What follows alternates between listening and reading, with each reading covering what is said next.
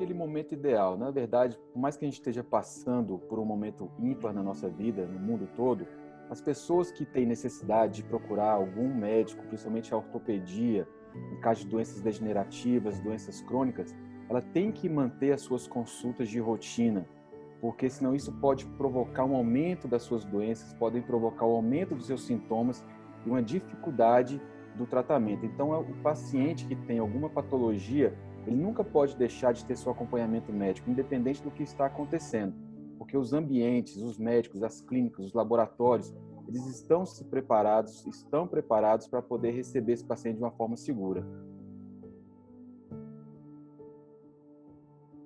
Pode ser uma consulta para complementar. Na parte da ortopedia, é muito importante o contato, o exame físico. A gente precisa examinar o paciente para ver realmente o que ele tem, o que é o tratamento certo para esse paciente.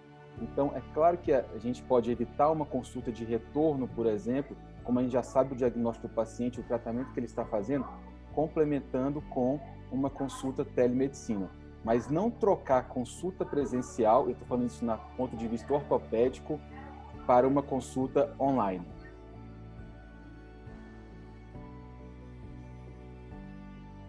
A gente tem que fazer as consultas de rotina para a gente tentar manter um quadro clínico do paciente equilibrado. Na parte da ortopedia, muitos pacientes têm dores crônicas. E essas dores crônicas, elas têm que ser acompanhadas para evitar qualquer procedimento cirúrgico no futuro. Então, você fazendo um tratamento certo, diariamente, com acompanhamento, você vai minimizar as dores e as consequências dessas doenças. E nada melhor do que hoje na nossa medicina é a prevenção.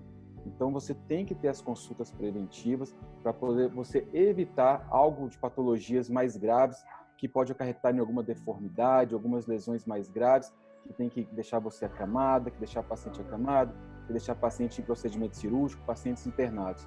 Então, independente do que nós estamos passando, nós temos que manter a segurança do paciente, é claro, prevenindo que ele tenha contágio com pacientes que estejam doentes com Covid ou não, mas temos que manter a prevenção para prevenir, o nome já fala, prevenir algo que aconteça mais grave no futuro desse paciente. Bruno, falando na ortopedia, né, tirando essas doenças respiratórias, doenças pulmonares, doenças cardíacas, a ortopedia, o que nós mais temos nos pacientes de risco são as lesões degenerativas, são as artroses, são as dores crônicas, são os problemas de coluna. Então, essas doenças precisam de tratamento preventivo para que não acometa o paciente em estados mais graves, tirando a mobilidade do paciente, tirando a qualidade de vida. Então, se tratando de ortopedia, o que nos preocupa no paciente idoso são as lesões degenerativas, que são os desgastes das articulações. Artrose de quadril, artrose de joelho, artrose de ombro, artrose de coluna lombar, e isso também depende de um tratamento multifatorial. Então não adianta só vir na consulta. O paciente, para ele poder tratar, ele vai ter que entender que ele precisa também fazer um tratamento junto à fisioterapia.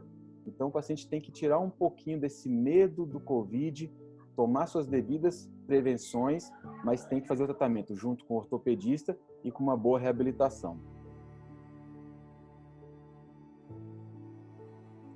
Bom, nenhum paciente, independente seja doença crônica, ele deveria interromper o seu tratamento. Como eu já tinha dito, o tratamento ele precisa ser continuado. O tratamento ele tem que ter um início, um meio e um fim. Então, é uma cadeia. Se você quebrar essa cadeia no meio, você não vai ter um tratamento eficaz. Então, independente se a gente está num momento de pandemia, se o paciente precisa de um tratamento, ele tem que continuar. Porque se ele parar esse tratamento, pode ficar mais difícil de ter um bom resultado de uma maneira mais simples e aquela doença degenerativa, aquela doença crônica, pode evoluir para um procedimento mais complexo, pode evoluir para mais dias de internações e até mesmo a consequências irreversíveis. Bom, a maneira mais segura que nós temos hoje, primeiro são os cuidados básicos que estão passando nas mídias o tempo todo, né? A utilização de máscara, a utilização de álcool em gel, lavar as mãos e, é claro, evitar aglomerações. Nós médicos, junto com as clínicas, junto com os laboratórios de exame, laboratório de imagem, estamos tomando os devidos cuidados em fazer a limpeza do ambiente, atender menos pessoas, evitar aglomerações e passar sempre muito álcool nos objetos, nas cadeiras, para evitar que tenha algum tipo de contaminação. E, é claro, a maioria dos hospitais, a maioria das clínicas estão tendo atendimentos diferenciados. Os hospitais, principalmente, a parte de doentes respiratórios, a parte de clínica médica, eles estão afastados dos setores de ambulatório ou, por exemplo, do pronto-socorro da ortopedia, então, para não ter esse contato. Mas as principais medidas são evitar aglomerações, sala de esperas cheias, usar a máscara e sempre ter um álcool gel em mão, sempre lavar a mão. Lembrando que, assim, não temos que ter medo excessivo, mas temos que ter preocupações e temos que nos prevenir. E hoje a prevenção já está mostrando que há uma diminuição do contágio se a gente seguir tudo da forma correta, usando máscara, lavando bem as mãos e evitando aglomerações. Bom, isso é uma ótima pergunta, Bruna. Isso, assim, com certeza o isolamento social vai evitar um maior contágio do Covid. Mas o isolamento social traz outras doenças. Se a gente for para a parte de psiquiatria, pode trazer problemas de depressões, ansiedades, entre outros. Na parte da ortopedia, o isolamento social, aquele paciente que está completamente isolado, não sai de casa, ele não se exercita, ele não faz nenhum tipo de atividade física e ele começa a ter muitas dores no corpo. Então, tem que ter o isolamento, mas você também tem que ter a sua qualidade de vida. A gente tem que ponderar uma coisa com a outra.